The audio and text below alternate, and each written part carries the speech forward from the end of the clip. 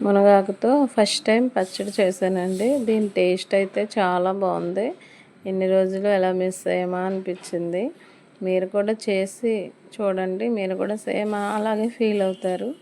నేను మెయిన్ పచ్చడి చేయడానికి కారణం ఏంటంటే, మా అబ్బాయి అసలు బాక్స్లో పప్పు వేసి వండి పెట్టినప్పుడు ఎప్పుడన్నా తిరిగి తెచ్చేసేవాడండి. ఇలా కాదనేసి ఈరోజు రోటి పచ్చడి చేసి పెట్టాను.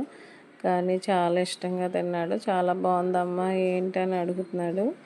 అలాగే మీరు కూడా ట్రై చేయండి. ఎందుకంటే పిల్లలకి ఏదో విధంగా పెట్టడం వాళ్ళకి ఆరోగ్యం కదండి.